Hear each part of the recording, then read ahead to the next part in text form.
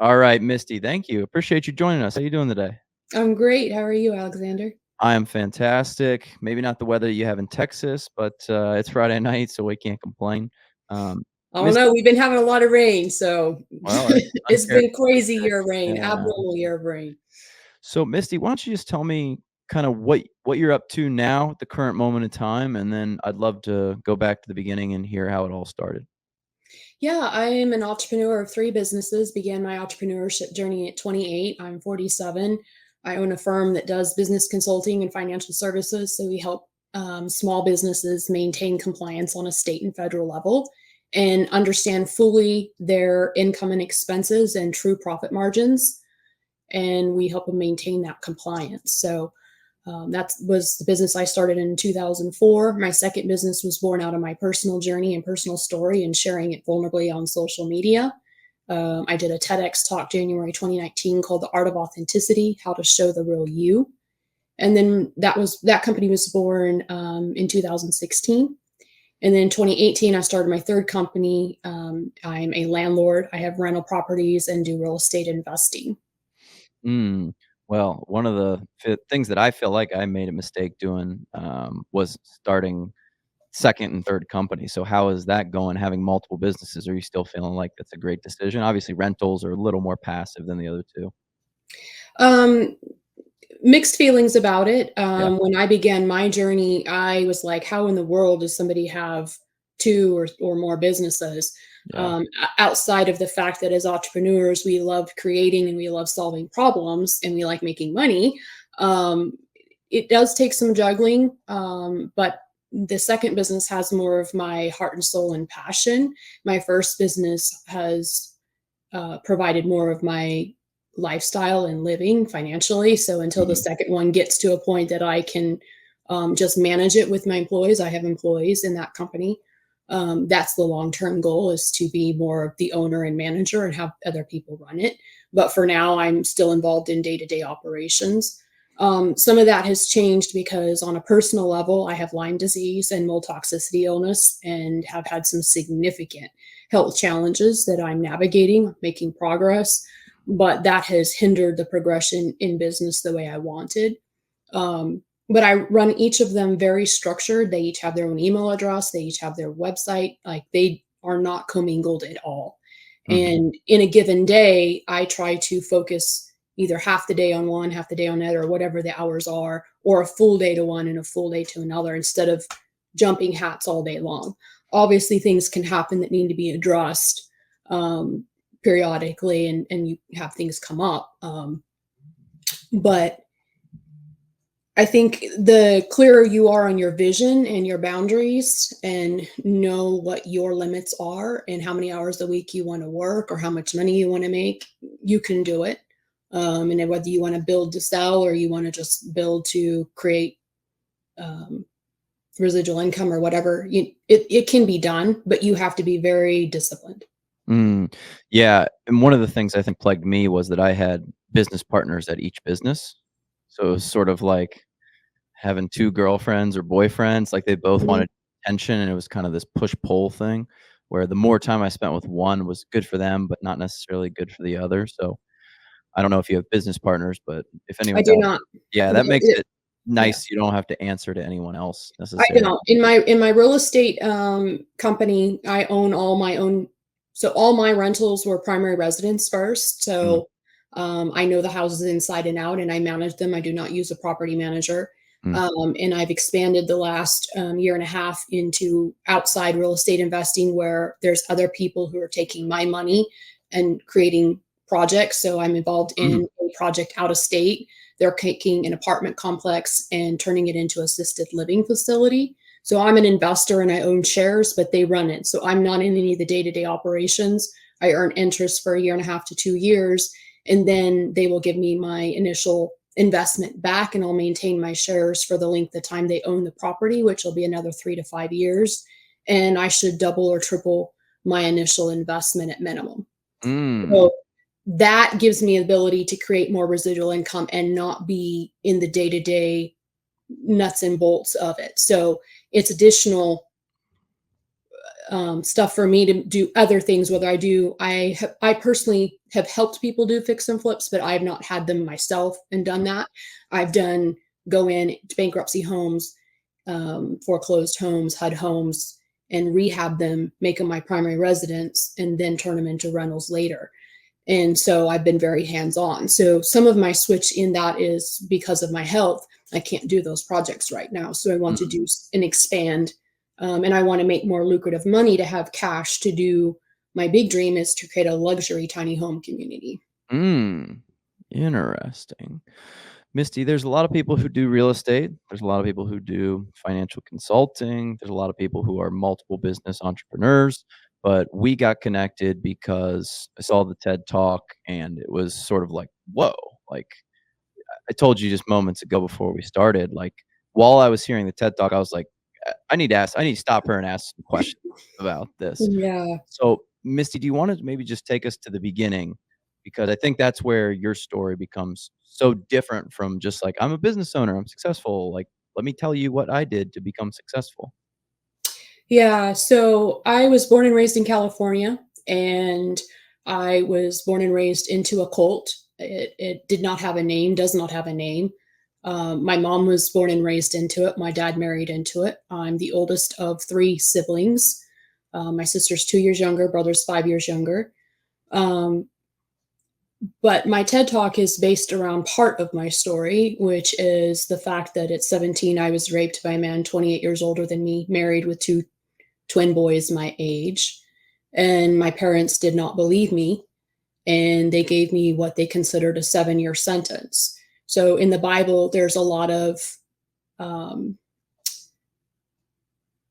I don't know what the word would actually be, but terms of 7 years, 7 years of plague, 7 years of this. So they picked 7 years. Mm, In that religion, in most religions, but that one particularly, any type of sex outside of marriage is the ultimate sin. And my dad was wanting to be a leader, minister, preacher in the church. And in order to qualify for that role, you have to have a perfect family, which means no mm, sexual misconduct. So the fact that I was in that position, my parents, it disqualified my dad from being a preacher. And they mm, took it very personal. Plus, my mom took it very personal because her firstborn daughter was no longer pure. She was used goods, yada, yada, were the things that they told me. My parents had always very strict and had massive punishment guidelines. So the way my parents reacted was not a complete shock to me. Um, yes, did I expect it to go down, if you will, the way it went down? No. But they removed me from my sister's room. We shared a bedroom and we shared a double bed. And they considered me, you know, a slut, and that I would be a bad example to my sister and be teaching her how to sneak out at night. Not that I ever did that. I didn't. But they now turned it into a story. And my mom was the one who mainly put the rules around all the punishment, but my dad did not stop her, and he reinforced it. mm, They were very clear that if I was pregnant, me and my bags would be in the middle of the street. They would not tolerate a racial baby, and it was a Hispanic man that raped me, and so there was deep anger. My parents were prejudiced. mm, Um, and so I dealt with that. And I dealt with the fact that my parents were deeply concerned that I had AIDS. And they made me go through AIDS testing every 6 months to prove that I was clean and not contaminated. But they still had so much fear that they wouldn't let me in the kitchen without wearing latex gloves, mm, because they didn't want their food contaminated. And I'm allergic to latex, so I broke out with rashes all up and down my arms. And initially, my mom bought creams, but then she quit because she said it was too expensive. And she said I brought this on myself, and I had to deal with the punishment. So the, I could probably spend 30 minutes telling you about all my punishment, but the idea was to segregate me from the family. If we were all in the living room, I couldn't sit by everybody. The kitchen table, all the leaves were put into it, and I sat down at the end by myself, and I was the last one served. I couldn't drink purified water, juice, anything lovely was taken out of my diet. Um, I didn't get seconds. Um, my mom took away all my clothes but 5 outfits, and the ones that she let me have were very plain colors. No, my mom considered prints and stripes and flowers and things like that to be more lovely than like I'm wearing now, a plain colored shirt. So very tailored, no frills, um, 2 pairs of shoes, no jewelry, um, no high heels, basically anything and everything. And then just things like me, my sister shared a towel rod in the bathroom. I could no longer hang my towel by theirs because it's contaminated. Everything was, I'm contaminated. I'm bad. I'm a horrible person. I don't deserve to be alive. I don't deserve any privileges. And so the punishment supposedly was going to be less and less restrictive as I proved each year of my reaping, if you will, Mm, that I was sorry. And I lived 3.5 years into that 7-year sentence and I left home. mm, And when I made that decision to leave, I was told I was never welcome back. And I have not been back except for my dad's memorial in 2013. So I left September 1997 and moved from California to Texas to begin my life over. But it was culture shock because I had lived very sheltered. And even though I was still part of the same church and cult, um, there were things I got to experience that I hadn't experienced with my parents. mm, So it definitely was a pivotal moment in my life, and I believe it's where my courage and determination and fight to live was deeply born. I think it was there before, but this was every day I would wake up, and my focus was how was I going to get through today? mm, Because it was going to be torture from the minute I got up. The physical abuse, the verbal abuse, the mental abuse, um, being ostracized by your very own family, not being accepted. I mean, you name it. They wouldn't give me hugs. There was literally everything went to, I lived in the home, but I was not welcome there. yeah, you said that they would even go to the point of not communicating with you. You had to, like, get a segregated room that I think you said was, like, in your dining room with just, like, a Yeah. Yeah, blanket. they took the dining room table and moved it into the living room, and the dining room they portioned off. Oh, they built two walls. It was wide enough for a twin bed and a small, about 3 foot bookcase. I didn't have much, a lamp in my Bible and one picture frame, but in my bed was a sheet and a thin blanket and a pillow.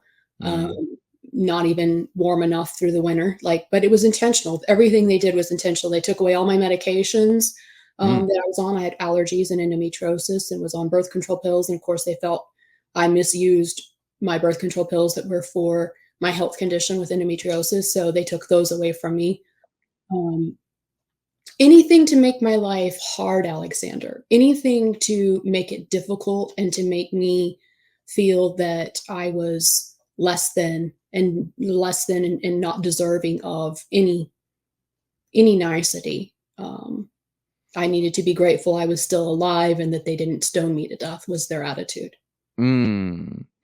So was this just like a fanatical, interpretation of the Bible, of, like, the Christian Bible? Is that kind of, like, how you reconcile this now at this point? Yeah, and beyond the fact that, they took it personal, that it was a personal front on their dreams and their dreams were ruined. They wanted a perfect family, and then this made them look like they didn't train their child well, Mm, and their child was because in the church, in that cult, sexual misconduct, if you were sorry, you stood up in front of the congregation and gave a public confession. My mm, parents would not allow me to do that because they didn't believe I was sorry, and it was 8 months until they allowed me to do that. Well, I had to wrestle with it in my soul because I knew it wasn't fornication and adultery on his part, fornication on mine since I wasn't married. I knew the truth, but in my parents' perspective, anytime a man can get in your pants, you allowed it. mm, So the very idea that this was something other than what nobody believed me.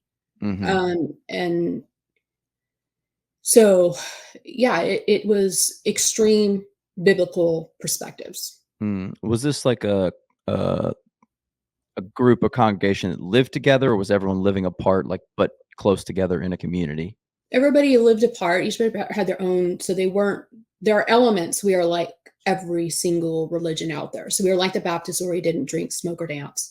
We were like the Jehovah Witness, where we passed out tracts, and we didn't celebrate Christmas, Easter, things like that. We were like the Mennonite and the Amish, where we had a strong community and we'd help each other build houses or put on your wedding, and we all pitched in and did resources to, sew the dresses, make the cake, do the photography, the whole 9 yards. But we didn't live as a community like some of those, like the Amish and people. We weren't like that. We all had our own homes. Mhm. We did build our own churches, and they didn't have a steeple and other things like you would see in normal mainstream religion. It would have looked like a barn. It would have looked Mhm. like just a metal building, and we would pay rent, and we would pay the leaders, the people that ministered and preached messages. We would pay them a salary so that they had ability to live. So there were ways that we were like other religions, but we were different in the sense that we didn't take a name. We weren't an organization with a 501c3 for many, many years. Eventually we were, because there was a legal dispute with the IRS over it, Mhm. because we weren't paying taxes and things like we were supposed to in a traditional setup. Um, and so, but most of those people, the bulk of them are like my mom, born and raised into it, strong families, families of 6 to 12 kids.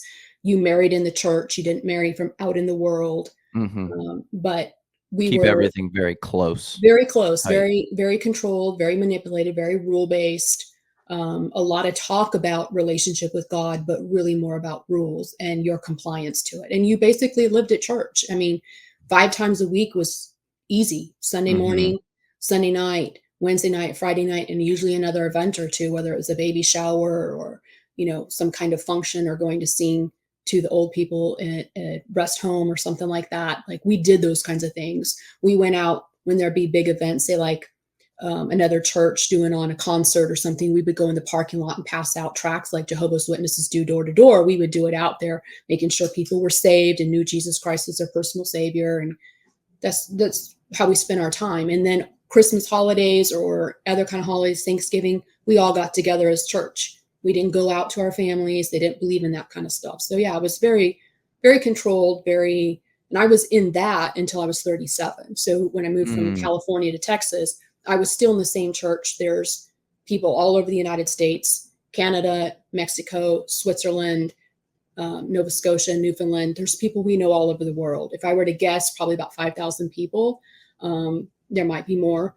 Um, they have since gone through several splits being where people break off and stuff like that. Mhm. But when you leave that fellowship, just like my family did to me with the situation of me being raped, you're excommunicated. So if they were see you in Target or something, they're not going to speak to you because they consider you to be worldly now and you've changed. My attire now, short hair, earrings, makeup, would be considered in their philosophies. I'm not a Christian. Mm. Interesting. And obviously the treatment from your parents, now I'm sure looking back, it seems so clear and obvious, but if you were to sort of think about all the things that you could do to a child to make life impossibly difficult for them to think about, like, moving forward in their future, it sounds like they've done all those things, sort of like a playbook to create, I mean, I know this word's overused, but trauma, Yeah. future trauma for this person. Yeah, and the hard thing is, Alexander, I knew my parents were more on the strict side in the church, but they kept us, so we lived an hour away from the church, so we were kind of already Mm. not in the community. And my parents did not let us hang out with school kids or neighbor kids, so I was very alone. My family was the only thing I had. Mm. And so there's an element where you wonder if this is normal, but yet Right, it's all you know, so you think it's normal. And right. so it wasn't until I moved to Texas, and my first job in Texas was at an OB-GYN clinic, and they played a radio station 24/7, and they would have news at, certain points at the time of the day. And they shared a story about a lady who was going through a court hearing and trial, being tested for um, breaking her baby's arms and sticking her baby in the closet. And I went almost ballistic because my mother burned my brother's feet with matches 3 different times. So having then awareness of being away from my mother less than a year and hearing this story and then realizing the level of abuse that we had and the catastrophe that it was heartbreaking for me. And it Mm, made me realize the true, yes, word that's overused, trauma that I went through. But I buried it because out of fear, my mother had told me if I ever shared my story, she would physically kill me. And mm, so I did not share my story for 3.5 years of living in Texas. And it came out in a conversation with one of the ministers. And he said to me, I don't think I know everything that happened in your home. I'd like you to elaborate. And we started a conversation in the evening that went till 4 in the morning. And mm, I spilled my guts. And it was very traumatic for me. But it was the start of me realizing the depths of trauma that I had. Um, and I felt I dealt with it the best I could and, put my past behind me and move on and go on. And then in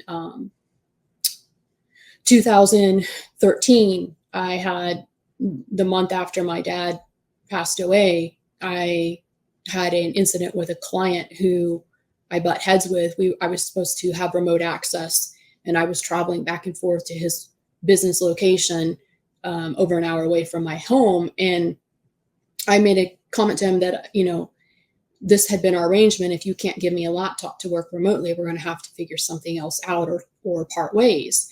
And he came up behind me because I was a little bit sassy with that, just very straightforward. This is not going to work. And he smacked me in the back of my head twice. And I immediately came unglued and I stood up and said, "You're not going to touch me." And I gathered all my things and I went outside and got in my car and put my head on the steering wheel and sobbed. And then I was like, "Oh, Misty, get up. He could come out with a gun or something. Get yourself in there and tell him you're done." Because I told him, "Give me a few minutes and I will be back in to talk to you." And so I went back in and I just said, his name was Clay. "Clay, this relationship's not going to work. Our relationship is over today, immediately." And he said, "I realize I triggered your trigger. If you'll tell me what your triggers are, I promise not to do it again." And I said, I just was on repeat saying the same thing. "Clay, this relationship's not going to work." And he said, "Well, I'll pay you what the work you did." And I said, "I appreciate that. You owe it to me." I left. I sobbed all the way home. I dealt with the headache that I had for 24 hours because of his forceness at which he had um, hit me. And then I went through 6 weeks where I couldn't eat. I couldn't sleep. I was nauseated. I was having nightmares. I was scared shitless. Called the cops, filed a report, got an attorney. She sent a letter, like it was very traumatic. And that's when I was like, you need counseling. And the mm, church I was a part of, they didn't believe in counseling. They believed in praying to God, giving it to God, forgiving people, all that kind of stuff. And I decided I would go against their advice and I would get counseling. And so I did counseling that year. In over 17 sessions, my counselor had me share my story. She had me write it out and then read it to her and elaborate on it in person over 17 sessions. And that was mm, the first time in my life that I told the complete story. And my goal from then on out was to share my story with anybody who asked. My mom got wind of that. She called and left me voicemails and told me that I had no permission of her or my siblings or my dad to share anything that happened in our childhood, and that she would sue me if I did, which scared me again. So I sought advice of attorneys and got clarification on what my legal rights were, because I have no intention of saying this is my mother's name and this is her date of birth and this is where she lives and go kill her. I just want people to know what really happened, mhm, and the truth. And I want other people who are in these kinds of circumstances that don't feel they have a way out to know that you will have the support when you're ready. mm. Wow, Misty, there's so much there. But maybe just tell me, do you have any sort of relationship at all whatsoever with your family, or have you been able to like mentally understand at all where they were coming from? Not to say to like accept where they were coming up from, but For the work I've done now, and then when I started, so my journey went through phases. I did that, and then in 2014, I did a conference in Salt Lake City called Live Big, which really is when my transformation occurred, and I mm, really got to the root of the core belief that I wasn't good enough, because that's what my parents instilled in me. Straight A's were great, but if it wasn't A plus, I wasn't good enough. Everything had to be 100% perfection. And so I felt like a failure. I felt like I Mm, let my parents down, and I felt like I didn't do my part to prevent being raped, like all these things where, I mean, I had to go through coaching and counseling and work on myself to realize I could not have stopped that on any method. He came in the back door of my parents' house on a Saturday morning at 7 a.m. There's no stopping that man. He was going to do what he was going to do. mm, Um, Understanding my parents' perspective, I believe my mom had trauma that has never been discussed, and she probably was abused by her brothers or her dad, because to be that hyper vigilant over us in perfection. She also had extreme fear of us being alone with my dad. mm, When I was 13, my dad would drive me to school, drop me off at the corner. I had about, I don't know, a mile or so to walk to school from there. He didn't drop me off at school, drop me close, right? But she would say, keep the seatbelt away from you so it doesn't go between your breasts because that turns on men. These were things she said to us at 10, 12, mm. 13, 14. So About when your you father, let about my alone, like, a father. So when you stranger. understand this is being instilled into me, what kind of body language was I giving out? And true fear. I mean, I was a if you have read the book or listened to the audiobook, The Gift of Fear, um, or any other type of books like that, you'll learn that we energetically put out energy that is going Mm, to attract certain things in our world. It's not a shock to me now that I attracted a man into my life that raped me. Not mm, at all. mm, Not at all. And I believe my mother's paranoia was partly because of the church and them wanting to be seen as good people and wanting to have a leadership role and that status, because when you were a leader, you were adored and you were idolized and you were thought well of and you were praised from the front. And it just, it made people who didn't feel worth it, right? Worthy of something. mm, They got value out of it. But the whole cult in and of itself, Alexander, is a performance for value, for connection, for approval, for love. And that foundation I had to realize would never thrive because it's not secure. You're So, constantly seeking the validation of someone else, whether it's God, but really God is kind of a front for a community. correct. Yeah, and And so, prove that I'm a good person by getting the validation of the community. yeah, and a good Christian, like, I mean, it was again the belief that what you reap here when you get to heaven, there you're going to either have jewels or wood, hay, and stubble. And the whole thing was all about doing the right thing at all times, doing God's will for your life at all times. Like, so much so that you lived in fear of making any decisions. And women in this cult have no voice. We couldn't do Bible studies. We couldn't lead prayer.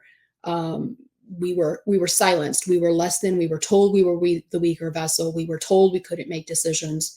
Even as a single person, I was supposed to go to leadership to ask if I could apply for a different job, apply for a raise, all these things. We were kept so small.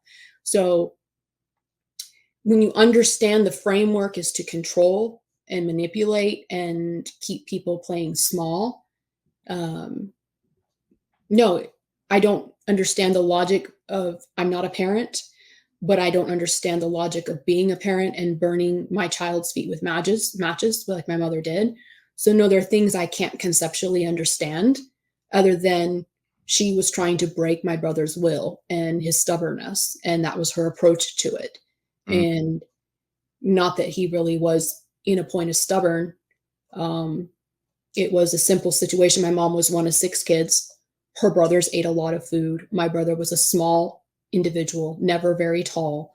And at 10 years old, she got something in her mind that he wasn't eating enough food, and she started forcing him to eat more food. So mm, one hamburger turned into two hamburgers, one or two tacos turned into three to five tacos. And he came to a point where he tried. I do think he was stubborn, but I also think his body had physical limits, mm, and he would try to consume it and he would throw it up, and she would make him eat his plate. mm, So how somebody does that to their child, no, Alexander, I can't reconcile that in my mind as much as I try, but it is what I experienced and I witnessed it firsthand. I saw it happen. Counseling is where my counselor really worked with me because I felt like my brother experienced more physical abuse than I did because my feet weren't burnt with matches. Mhm. But she's like, you watched it. You saw the turmoil he went through. You watched him do this. And so it escalated over a 2-year period that they ended up stripping his bedroom down completely of everything, boarded it up with plywood, took away the mattress. He laid on the wire mesh um, frame, no carpet, like everything to do to make him be a prisoner. They called it his prison. They put a Mm. patch over his eye. They made his left arm be in a sling behind his back so he could eat with one hand. They wanted to force him to become grateful for what he had.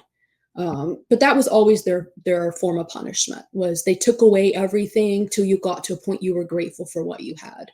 Mm. Um, so, Yeah. but It seems very difficult to reconcile that behavior. Like, there's some amount of behavior, the saying, hurt people."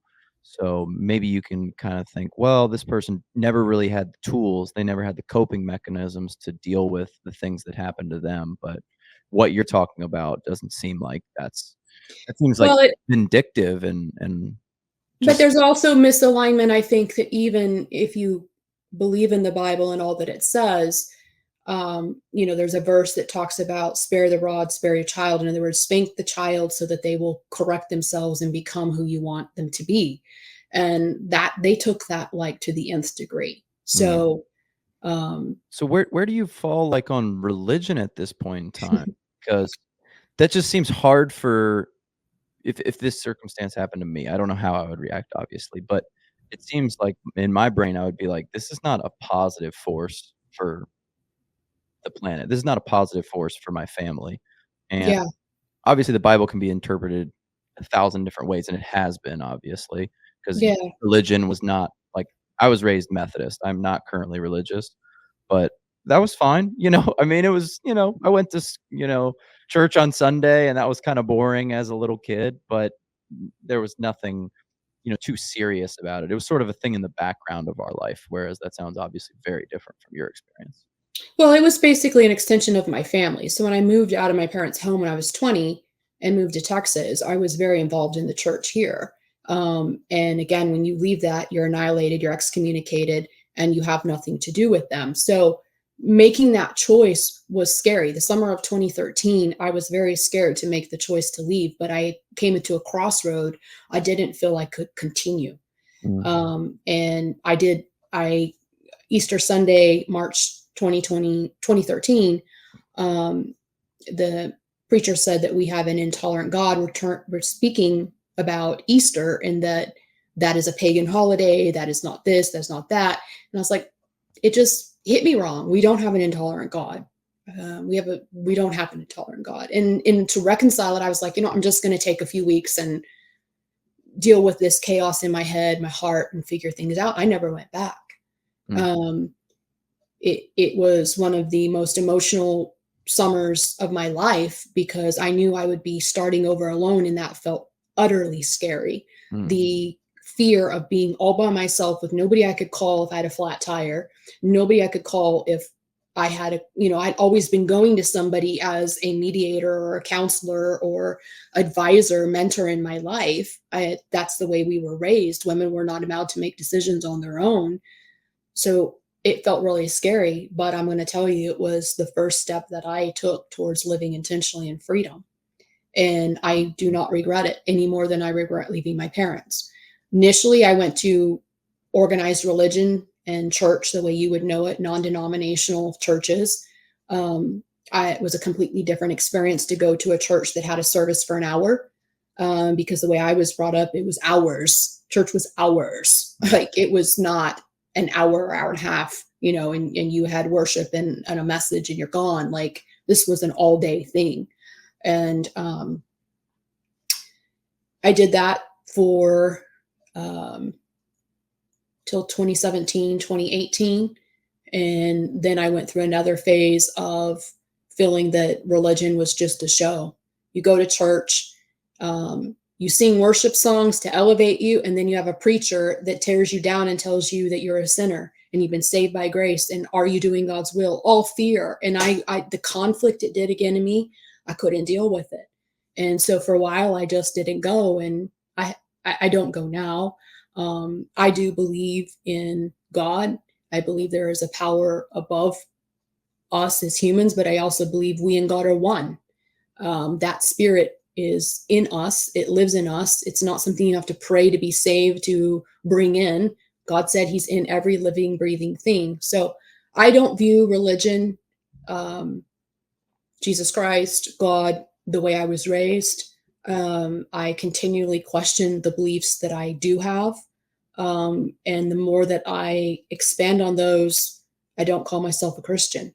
Mm, Um, believe I'm faith based, but not to any type of denomination, any type of religious structure. I don't tithe. I take my tithing in other ways, and I give it directly to people and not to a 501(c)(3) to get a tax deduction.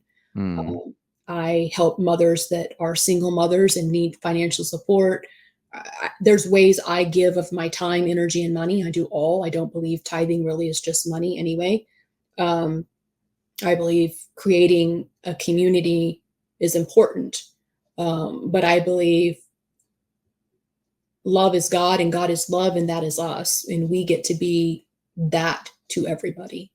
I think that's an extremely mature way to think about things. I think at some capacity, this is not all people who are religious, so I don't wanna indict all of religion right here, and who am I to explain what religion is and isn't and should be, but a lot of religious people I know will not be interested in hearing counter arguments. It's like, "No, nuh I don't like that." And it's like, "Hey, if you are a firm believer in your choice of how you are going to approach religion, then why would it be something you're not interested in hearing? Because you know, regardless of what I say to you, it's going to be something that doesn't sway you in another direction."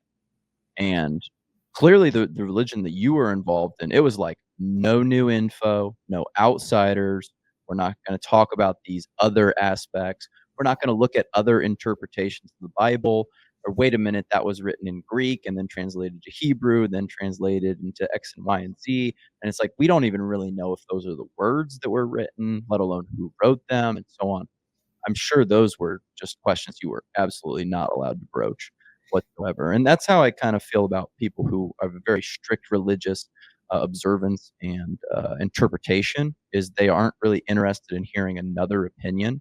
They just wanna, like, continue to get that confirmation bias in some capacity. Yeah, and we were taught not to question because questioning meant that you were divisive and that you didn't trust and have faith.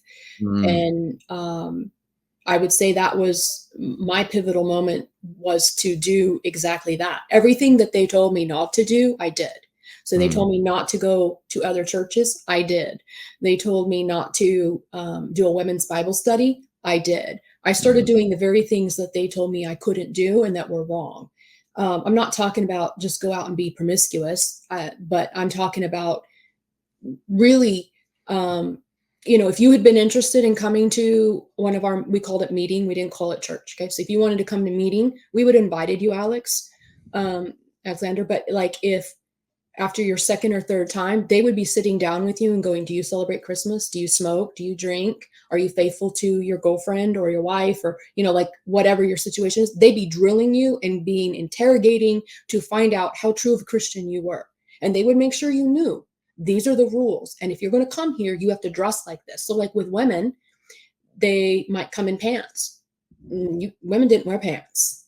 yeah, I And heard you say so that you were 30 years old the first time you were 37, pants. Yeah, 37, and that's truthfully, the crazy. first time I put on a pair of pants, I was fearful God was going to, strike me down dead, literally, Mhm, because that's the way we were raised. We were raised women wearing pants are being provocative. We're turning men on. That's why men have problems being faithful to their wives is because women are the ones that are showing their bodies. So a lot of fear, a lot of just deep intrinsic fear. Fear that you're pleasing God, fear that you're doing the right thing, fear that you're following the rules, fear that everything is going to be good enough because then they would tell you your righteousness is as dirty rags. So you never felt like you were good enough. Never. mhm, right. Um, but where I'm at now, like I don't feel I have to pray to be one with God. God's with me in every moment. Mm, Do I meditate? Do I pray? I do, because it brings peace to me, but not as a program to get into heaven, not as a way to be right with God. I don't feel I have to pray over my circumstances to receive direction. right. And to a lot of people, when I say that, that makes them think I'm haughty, I'm full of myself, I'm egotistical. There's a lot of things people say when you shift your beliefs and find that. But the more that I understand and live life and believe that God created everything, everything, there I'm never separated from God. Mm. You also don't have to pray so that your favorite football team wins a game this Sunday. There's a lot of things that people pray for. People, "Oh, I pray that I get rich. I pray I get this job. I pray that, I get a good health outcome." It's like, "All right, well, hold on a minute. You can't just get everything that you want." Well, but this if you follow the logic, their logic is if you pray, you will be blessed. Well, what is blessings? Okay? Break it down. The Bible has a verse that says, with food and clothes to be content. Mm, And it doesn't say so you'll be blessed. Like, I believe the blessing is the gift of life, the breath to enjoy life. That's the blessing. It's not that you're married, that you have kids, that you have a good job, that you make six figures, that you have the car of your dreams, that you all these things. And this is what people still to this day, even those that are religious and Christians, establish. They'll say they're a really good Christian. Well, what's a good Christian? The one that tithes a bunch, the one that gives a service all the time? Anybody can do that. That doesn't make you a good Christian. Um, so, you strip it down and you really start analyzing and questioning, not in an interrogation way, but like just really evaluate what's the truth behind this. Whether you follow Byron Katie's work, what is true, or I can name a bunch of personal growth development and spiritual gurus and philosophies that are out there. But at a fundamental, I don't adopt the belief anymore that I have to ask God to save me. I don't believe that God is outside of me, and I don't believe I can do anything to be separated from God. Even if I was the quote unquote most unchristian, worldly person out there and did the worst things possible, I don't believe you're ever separated from God. You cannot be possibly in a position of awakeness and awareness and connected to God as far as in alignment emotionally, mentally, physically, spiritually, but God is in you mm. until you die. And then at the point you die, your spirit is still alive. Your spirit is never dead. Your spirit is always alive. And so, And many religions throughout human history have kind of said something very similar to, I think, what mhm. you're articulating, and And not. I don't believe anymore in a heaven or hell. Yeah. And that scares people when I say that. Um, if you are a Christian and you follow mainstream religion and believe that Jesus Christ's death on the cross has made it finished, then it's finished. There's no price to be paid. Mm. None. Well, what if I'm a non-believer? I don't believe Jesus that. Jesus died Jesus died for you. There's nothing to be done. You have no price to pay. He paid it. Mm, So why would he send you to hell to pay for your sins when he died on the cross for your sins? It doesn't make sense. Even their own stuff doesn't make sense if you unravel it. They're like, well, but you have to accept Jesus for him to die for your sins. That's not what it says. It says he died for everybody, for all the people not even born yet. mm. How do you reconcile that? You can't. Not Yeah. under their philosophy. But again, it creates a ambiguity that is unknown, and that unknownness creates fear. It's better to hold on to something I can believe in because my beliefs keep me safe. That's Yes. why we all have beliefs. The beliefs keep us safe. Yes, and that's probably my biggest, thing about organized religion is just the level of certainty. It's just like, it's certain, we've got all the answers, they're all written down in this book. We settled the dust, 700 years ago when we put this into the English Orthodox version. No more questions, like, we've got it. It's all done. You know, you No, don't because he says in there, if I told you everything, you wouldn't be able to handle it. yeah. It's, so Misty, you're what, about 20 years old when you leave home. Yes. You've ostensibly probably never, like, left home before, or, like, were there, like, vacations? Had you, like, been out in the world a lot? Or is it, No. like, just I totally had I had physically been away from my parents, 2 times in my life. My parents went on a mini vacation, and my grandma and grandpa came and stayed with us for the weekend, but I still was in my own home. mhm, The second time, I left my parents, but I went with a family they approved of. Again, my parents had to approve of anybody I went with, and I was gone for a week, but I was with that family the entire time. I mhm, was never alone. right, When I came to Texas, September 97, I actually came to see my sister because my sister was the one that was boldest first to leave. She I left was on her 18th birthday, July 97. I was I gonna came ask, to like, where did Texas. you go? How did you get out? Like, is there a car? Like, bus? Where you staying? I have so many I mean, I had a car, so I had no intentions of leaving. I came to Texas to see my sister because I missed her, mm, and I came for what was a Christian camp retreat. And when I was here, one of the ministers wanted to talk to me, and it ended up being a 5-hour conversation, which he drilled me with a lot of questions. Initially, I was very cold. I can't answer these. I can't talk about it. My parents have asked me not to speak about our home life. But eventually, I broke down and shared generalities, but again, no specifics. And the minister had enough integrity to go, look, your sister shared some things. We have concerns. We wanted to validate if these are true. Are they true? And I would say, I told him, I will answer yes or no questions. I will not elaborate because I wanted to keep my integrity to my parents. And I didn't feel a yes or no question was violating that. mm, Um, and at the end of that, he said, can you see why when we learn of home lives that are having these kinds of circumstances, we would not recommend you to go back? And I said, I understand that when my parents believe that I have to stay there until I'm married, because that was also part of the religion. Women stay under their father's headship until another man comes into their life to take them. Okay. mhm, So, yes, I'm over 18. I technically can leave, but I wrestled with that. And so that's where he worked with me to try to help me understand that I was an adult and I could leave. Yes, they would like me to be protected and taken care of and not just be making all my own decisions, but with their guidance, they would like me to leave. And so I said, I'll think about it. And I was supposed to be here a week or 10 days, whatever it was. The night before I was supposed to go home, I broke down in tears in church, just with the awareness I didn't want to go home. I had been mhm, away from my mom for the first time in my life. And as I refer to it now, I was kind of unthawing, right? Like I was breaking away from her. I mean, control of how many glasses of juice I could drink a day or whatever. My mom was very controlling. I was very thin and did not get to eat outside of our set meal times. There was no snacking. So obviously when I'm here, I get to stay up as late as I want and I get to eat what I want and I get to talk to whoever I want. There's no mom coming up to me. What are you guys talking about? What are you guys talking about? Like my mom was nosy little thing. She didn't trust us. So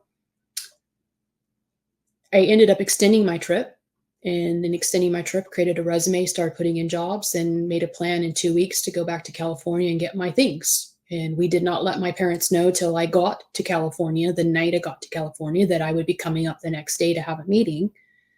That's set my parents off because it's 3 months after my sister had the men come and have a meeting with her in the living room. mm, So they were already kind of they writing knew was on the they knew, wall. yeah, They knew. they knew what was going down, right? Yeah. But I was scared because my mom is very malicious and I had $6,000 in a bank account and I didn't they were co-signers on it because she wouldn't let me open one without their signatures on it. So I was concerned she would go pull my cash. So like we made a strategic plan. I was very vocal with the leadership that I need to go get my stuff out of craft store I had on consignment. I need to go get my final paycheck. We need to stop by the bank. I need to deposit that check and then close it. I called ahead of time to make sure I could do that the same day. Like I covered my tracks. I wanted to be there the minute the bank opened because now my parents had been notified the night before after hours that I was coming. Mhm, And I didn't want them to get down there. I was concerned my car would be there when I got home because I had gotten a car before my sister moved out the week before my sister gave us 2 weeks, me and my brother, 2 weeks notice she was going to do this. We didn't know she had planned for a whole year. We did not mm, know she was going to do it. And the week she was going to do this, I made sure I got a car because I knew once my sister was gone, my parents wouldn't let me have a vehicle. Mm. And so I was concerned my car would be there. And we showed up, we had a meeting, and it went round and round for hours. And finally, at 2 o'clock, I said, I'm done. I'm going to pack my things. We packed my stuff in 30 minutes. We threw it in the car and we were gone. I was not ready like my sister. My sister condensed everything to 5 boxes. She had sold a bunch of shit. She got rid of shit. My mom thought she was losing her ever living mind, but she had a plan and none of us knew what it was. We just chalked it up to my sister was going through a midlife crisis, if you will, you know? Mm. So how do you kind of start to recalibrate when you arrive in Texas? You still do have like sort of a support system. You have your sister, you have this new church. Um, like what Yeah, does so, it look like trying to everything kinda navigate? just went on, autopilot, if you will. I got a job, I started living, taking care of a house and those kinds of things, and, um, putting into perspective of just forgiving my parents and moving on and, whatever, but did I really deal with the trauma and the turmoil and the chaos that was inside? Not really. I put myself into a mode of serving the church that, it was always thought really highly of the individuals that would give of their time, whether that's sewing clothes for other people or making meals for the community or our Christian camp retreats and cleaning the church. And like there was plenty of opportunities to be of service, so I delved into that for quite some time. um, but around the time, um, 3 months before my dad passed away, he wrote me a letter asking me to forgive him for not being a part of my life, for not wanting me. So when I was 14, I had a conversation with my dad. I kind of came to a point where I was just frustrated to have a heart to heart conversation with my dad.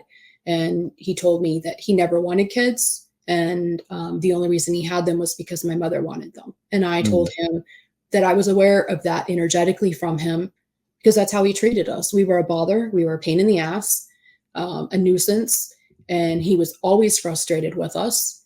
And I didn't feel he loved me and I didn't feel he cared about the outcome of my life or things I was interested in. And um, he was very standoffish, aloof, alone, a loner kind of person.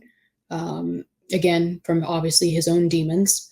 Um, so I put, I became a workaholic, Alexander. I worked to deal with the pain of my life. it's kinda what it sounds like you just kinda kept going. You just went, "I'm just not gonna stop. I'm not gonna think about this. I'm not gonna drill too deep on it and try to figure out what was the meaning of all this and how did I cope with it." It sorta sounds like you just got to Texas and you're like, "Alright, let's get a job, let's work for the church, let's It's new life, new chapter. I'm moving on. That's my past. I don't have to dwell on it. I can't change it.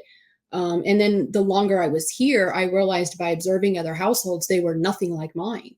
And that only added to the angst because I realized how much I had really been through. And I didn't feel I had somebody I could talk to. And that's why 3.5 years into living here, I don't remember what I said, but I said something in casual conversation to the minister. And he's like, I don't think I know everything. Mm, And I looked him straight in the eye and I said, you don't. mm, I did not hide it. And he's like, I think we need to talk. I said, I don't think we do. We've gone 3.5 years. We're good. He's like, no, I think we need to talk. I said, it's going to be a long night if you want to talk. He but it said, let's go. And so we did. I didn't back down. It took me, obviously a little bit to warm up to the idea, but I let it out. I told everything. I told everything my mother did, everything my dad did. I told the truth about being raped. I said, I mean, it was so heavy for him. That minister was supposed to speak the next day.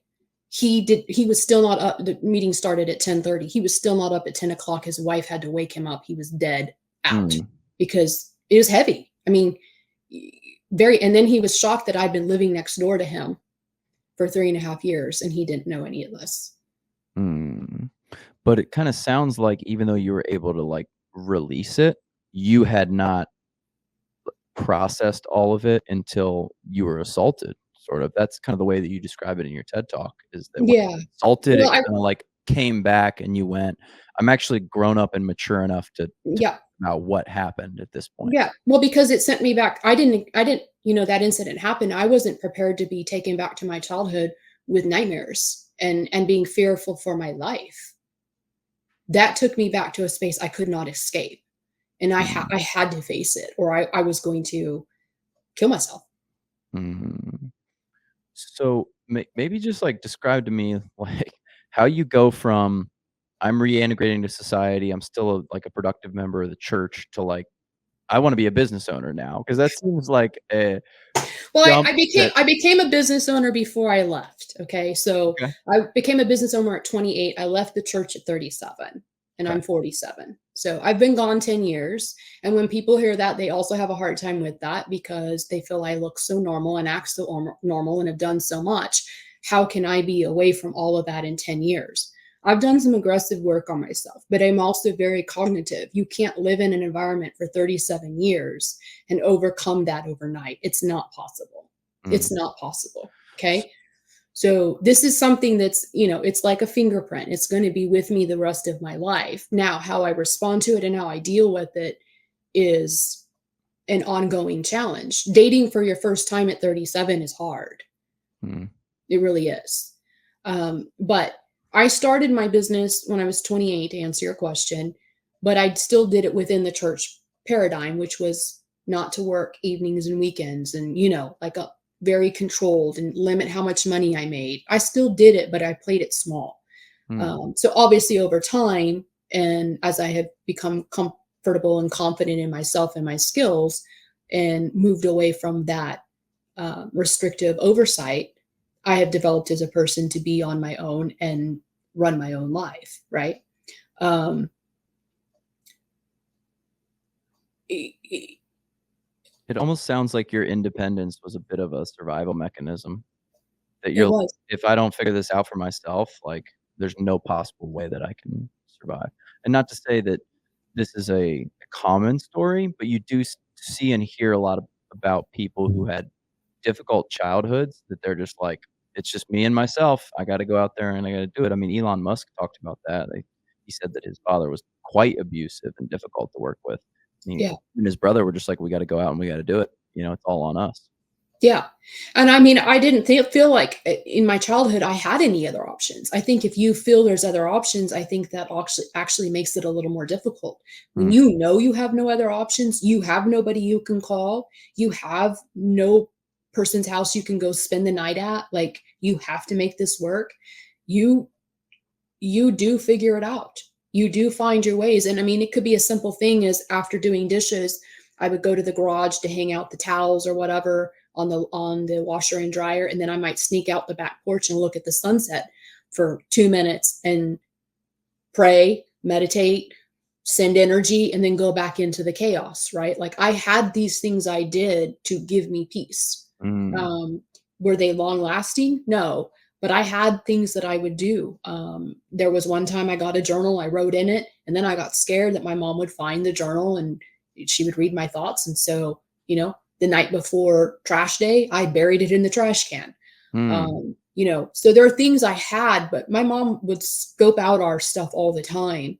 And it was a risk that at that point in time, I was starting to write things in my journal that I wish I now had now, right, to be able to see. But the fear I had of her truly undercover finding out the what was going on inside of me, and then her interrogation, I didn't want to deal with.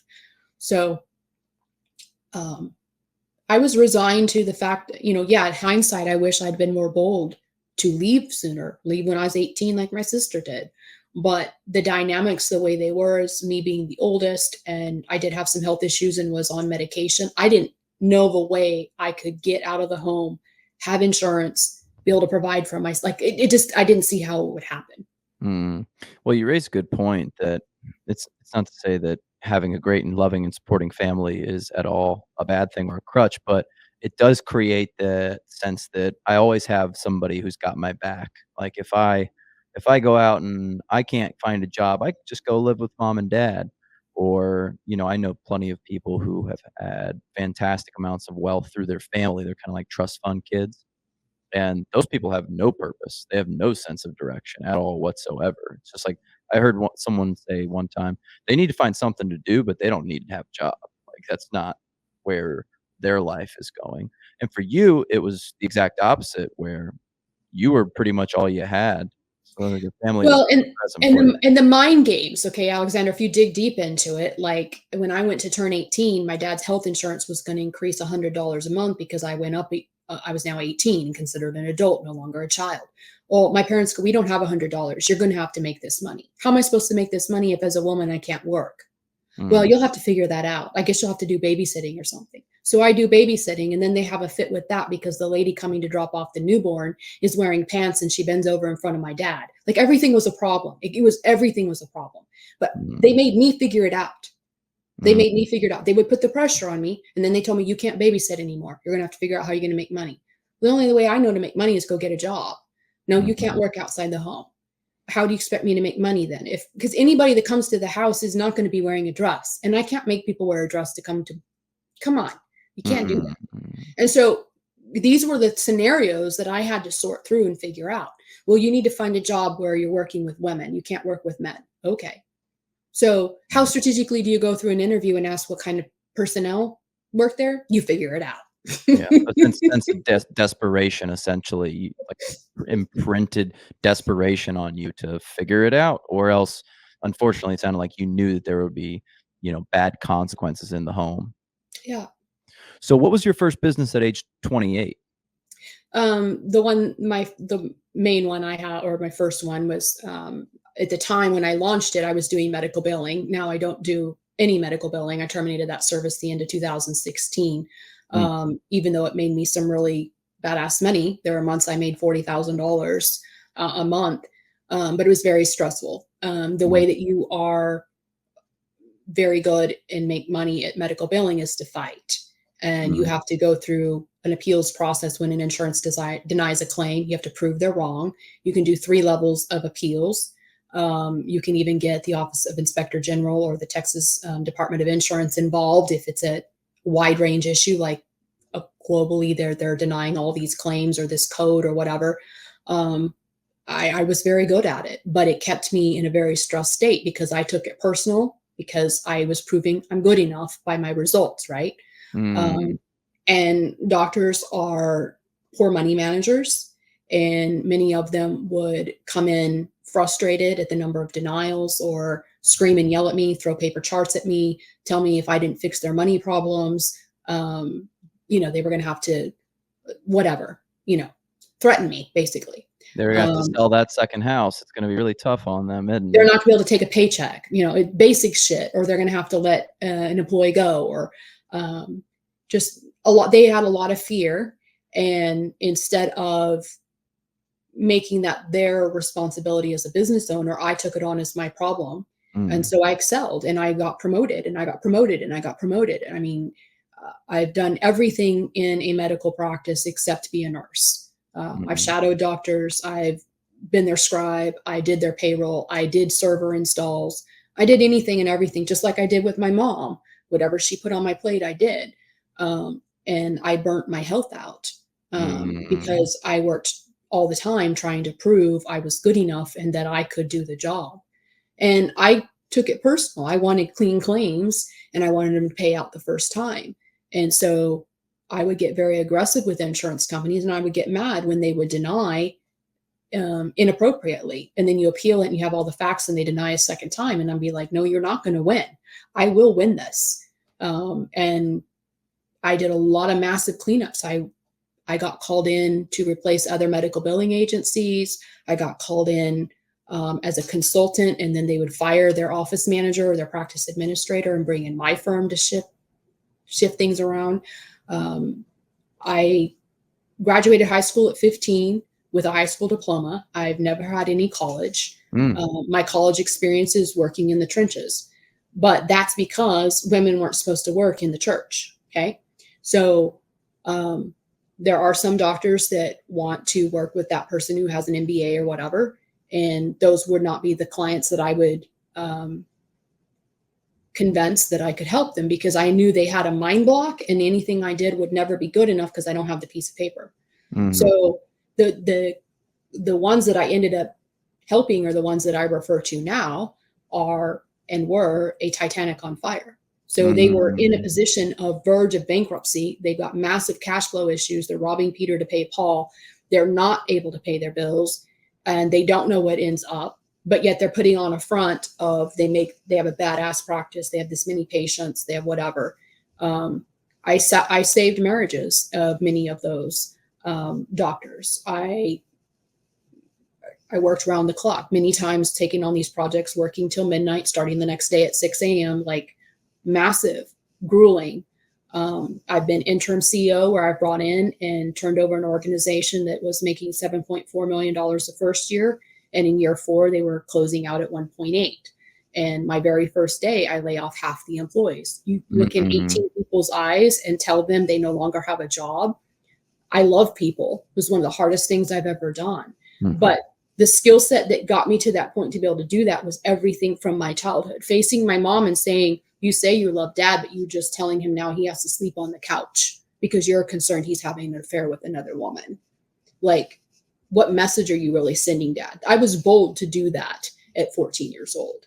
But that boldness and that determination to integrity and honesty in your word were things that I had as a young child, and it's carried over into my career. Mm. It sounds like almost, don't let me say this if it's not accurate, but taking all that stress from all those business owners and just like internalizing it and Yeah. like, I got my own stuff that I got to worry about. So if I can maybe take on your stress, I don't have to like think about my own Yeah. stuff. I was a highly functioning person who didn't realize I had anxiety. I didn't realize the turmoil I lived with, and the fear I lived with. Um, and that has obviously had its own unraveling in many different ways, um, and led me to multiple health issues. So, Mm, my endometriosis got worse and I had 3 surgeries and finally had a complete hysterectomy. So I'll never be a birth mom. Um, and then, as of what I'm dealing with now, I have Lyme disease and mold toxicity illness. And I burnt my immune system down. And mm, then one of the homes, a bankruptcy home that I rehabbed, there was a hole in the roof and I thought my contractor had fixed it and it didn't. And so the attic got mold and I became very, very, very, very ill. I mean, mm, very ill. Um, and I'm still healing and working to heal from that. mm. And I can't do the gigs I used to do. I could do high consulting gigs hour after hour, back to back all day. Like I was telling you, 6 in the morning, 12 o'clock at night. I can't remotely do any of that now. Mm. And do you attribute a lot of that to just like the stress from being under the circumstances when you were a child? Do you think that those I issues would be ailing you if that wasn't the case? I'm not sure because I think there's more than one dynamic to it. So I do think the trauma of my childhood and the rule-based system I was raised in. My mom ran our home like a military. Breakfast was from 8 to 9. You didn't eat after 9 o'clock. Lunch was from 12 to 1. You didn't eat after 1 o'clock. Dinner was 6:15 on the minute when dad got home and we ate as a family. No rules any outside of that. In bed at 9 o'clock, lights out at 9:15. You didn't get up to get a glass of water. You didn't get up to go pee. Like you Mm, were in bed. This was the way till I was 20. So mm, when I then moved to Texas and people were staying up till midnight, I had huge adjustment. I'm like, oh, I'm trying to stay awake and I'm tired. And like I went through a lot adapting to society. Um, for my 14th birthday, the family went to Taco Bell for my birthday. So when I talk about adjustments, like I wasn't used to going out to eat. I wasn't mhm, used to ordering off of a menu. I wasn't used to choices. Being able to drink cranberry juice every day, all day if I wanted, or apple juice or mm, whatever. I wasn't used to that. And I put on weight. And then I went through a dynamic of, oh, you've become fat. And your mom says men don't like women that are fat. And, like spiral out of control in a lot of ways that I had to learn to become an adult in a healthy way. Um, but not just the trauma, because I feel that with that intense fear, I never learned how to manage stress well. mhm. Stress was no matter what is going on around me, I have to say yes and do it and take it. And it's another form of abuse, self abuse in some ways, because I had no threshold to know what was too much. Yeah, and I think at this point, it's pretty well established that chronic stress drops your life expectancy. I Yes. one right here that says 2015 study says a stressful which you workplace Yeah. very short of what you went through, Yeah. cut your life expectancy by 33 years. Now 33 years sounds like a lot, but, I think it's pretty obvious that being under intense stress will cut your life short, and, It will. not to And it be your doctor here, but I just no. feel like there has to be It's something, correlation. Alexander, currently I'm actually studying, and I listened to this last week in a 3-hour podcast by, I don't know how you say the guy's last name, but his name's Mo and his last name's Gott, Gawdat. He was on the Diary of a CEO's podcast. Mhm. It's a recent episode. He's written a book called Unstressable, which I bought and came in on Friday through Amazon. Um, I want to learn more about not just mind body connection and meditation and prayer and spending time in nature, all these things that people talk about. There's deeper roots than Oh, that. yeah. I Okay. totally agree. And when you live a complete life in fear that you're pleasing the God Almighty, right, who can take away your life in a split second, that's more and a deeper to me than even my childhood. Mm. But clearly, you did realize that the amount of stress that you were taking on was not reasonable because you've discontinued medical billing and Yeah, so moved on from that it got to industry. a point $40,000 a month didn't make me happy because I was so Mhm. stressed. Like, having great money is awesome, in one hand, but, like, if you're miserable, you physically are so exhausted and tired, and you're having a hard time navigating the so I lived 20 years of my childhood fighting for every day to live, Mhm. and then you get in a career for so I've been out of that the end of December would be, I guess, 8 years. So till I'm 39, living in that intense stress, Like, right? sort of the only mode you knew was Only just when I knew, like, I'm fighting. like, "I can't exist like this. This is not gonna work." And so I thought medical billing was my problem, not realizing I was my problem, right? Mm. So I got rid of medical billing and then went through, okay, now I'm just going to focus on business consulting and financial services. So I help maintain that compliance, which I was already doing, but just doing. So I would train on medical billing, but not facilitate the service Mhm. and do financial services because I thought that was easier. Well, guess what? Tax time will send you to the same thing if you don't know how to manage your stress, right? Um, and if you don't know how to navigate small businesses that have invested and cashed out their 401k and everything to make it run, and they're at their Mhm. wits' end and they've got this fear-based um, perspective and literally looking at you like, please save me, please save me, please save me. And you're like, you know what work this is going to take and what kind of stress. I realized, I learned medical billing wasn't my problem. I was my problem. Mm. And I was the one who was taking on their problems as trying to be their savior, Yeah. trying to be the person to salvage them, because I had the skills. But that's enabling, and I had to learn, the true dynamics that evolve when you are doing more and overgiving beyond capacity.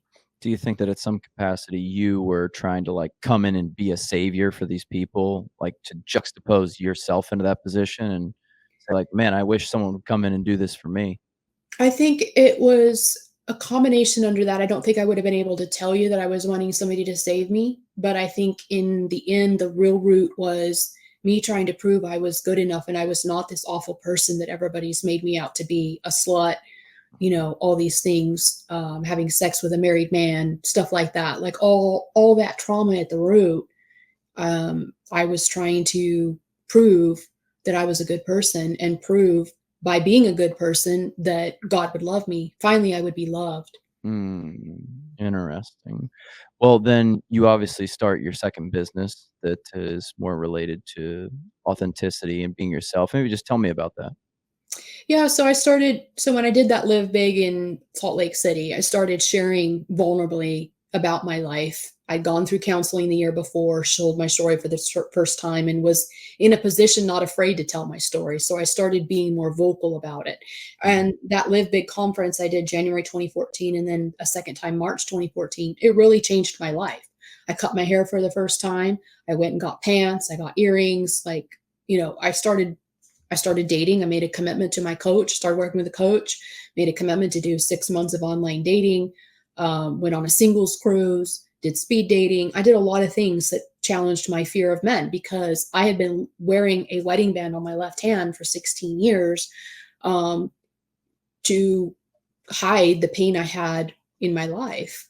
It made me feel safe. And so I started facing, why don't I feel safe? And what am I really hiding from? And I started sharing those things, and did weekly date nights alone. That Mm. was to show love to myself, treat myself like a queen. I didn't have to have a man in my life to be worthy. So there were ways I started doing things that hadn't been cultivated in my life at any point in time with friends or family or whatever.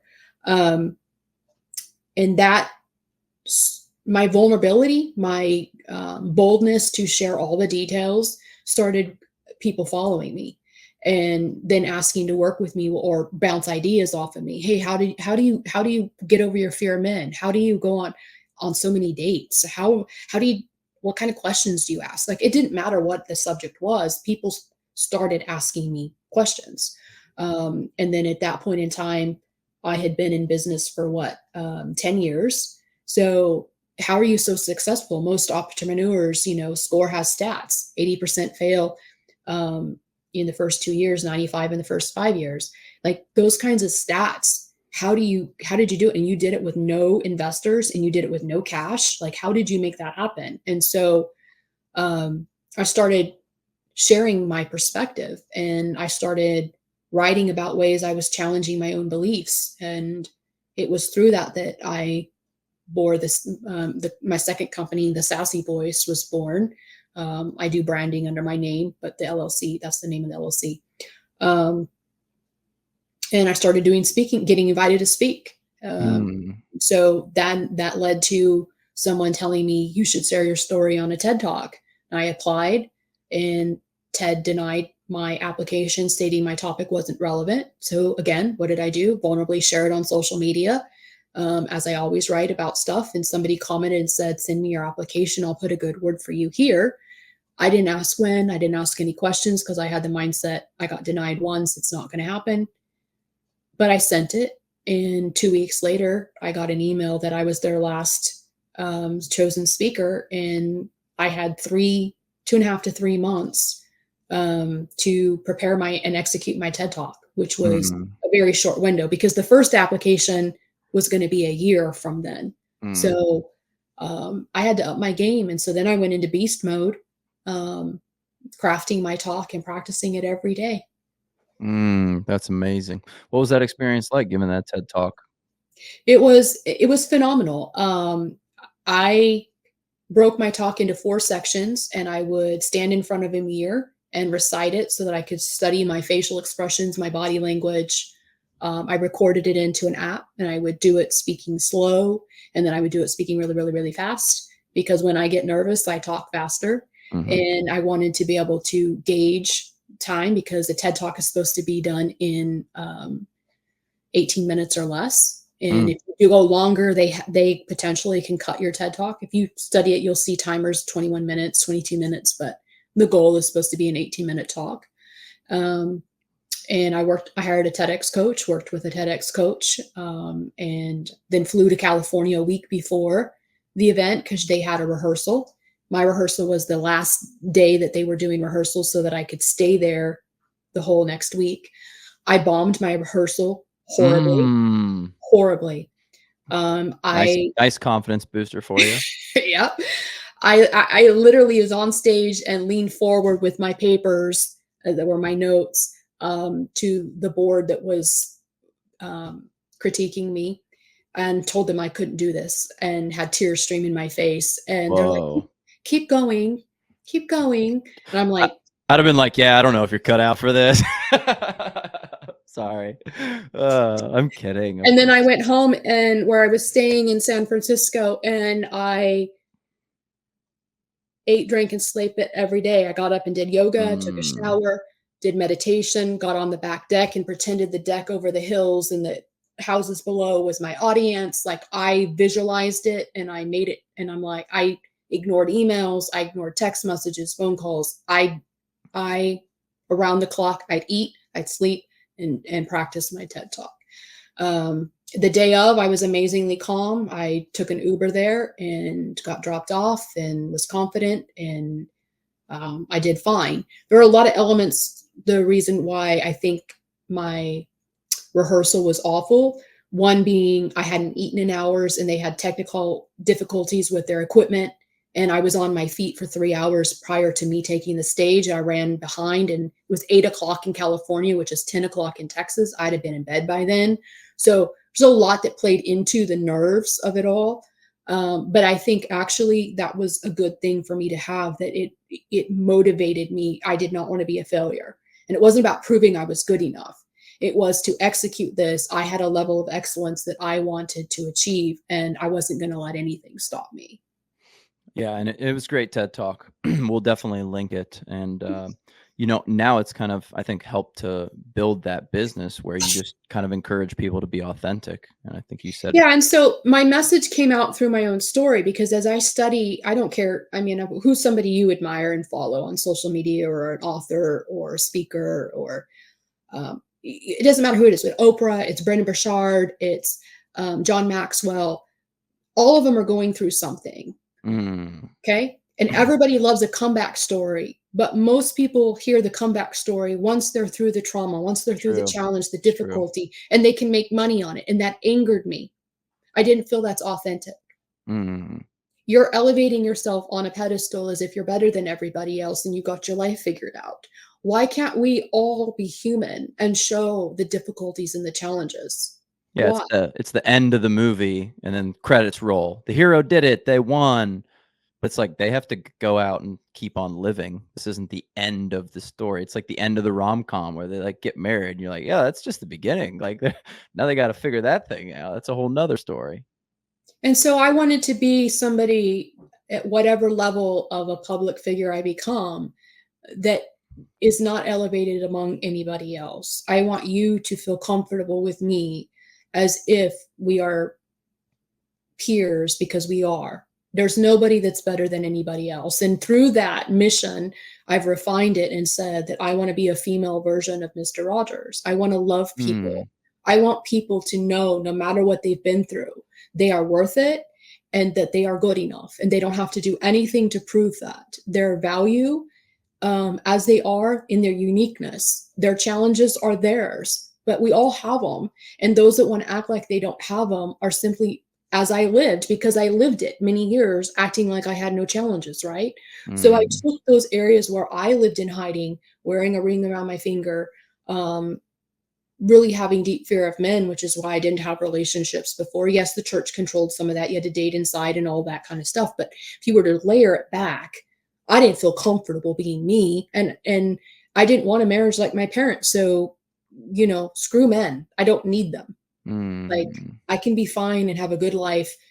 This was a better life than what I had, and I was happy with that. So I thought.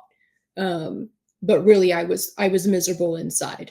I was hurting and I was not happy. I did not enjoy my life. There's a song by Matthew West, Going Through the Motions. It became something that really woke me up when I heard it, because I was going through the motions. I was living life. I was being a good Christian, but I didn't like life. Mm.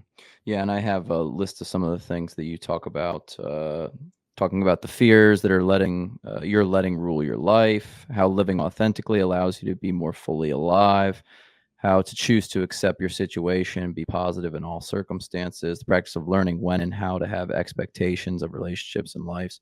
I mean, so many things that I think all kind of boil back down to being who you are, being authentic to who you are, and also not needing the validation of somewhere else out in the ether.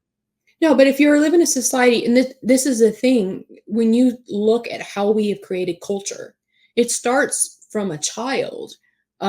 You go through school, you get stars, you get good grades, you get promoted. You get out of school to get in college, you've got to have this. To get a good job, your resume needs to show this, it needs to show that. To get the good girl that's going to be on your arm, you need to have this kind of a car, you need to make this much money, you need this kind of a house, you need to live in a good city, you need to, like, everything. To get a home loan, you have to be a pre-approved. Like, Good credit. everything is based on prerequisites. And so we live always with these fear and criteria of having to meet these expectations to qualify, and a Mm. fear that we're not good enough. We can't meet our dreams because our credit's bad. We can't, and again, I'm not saying there don't need to be boundaries. You don't want to just give anybody and everybody money. Okay. But I think some of these things have turned into um, such restrictedness that we don't even know how to view ourselves as good enough in whatever circumstances we're in. We feel we have to get past this to arrive. Goodhart's law is an adage that often states when a measure becomes a target, it ceases to be a good measure. Essentially, like if you're trying to become wealthy for wealth's own sake, it has no longer become a good measure of success for you. Because the way that I always think about it is to become wealthy means that I have more time. I can do Yeah. the things that I want to do. I can pay a skiing coach to teach me how to get better.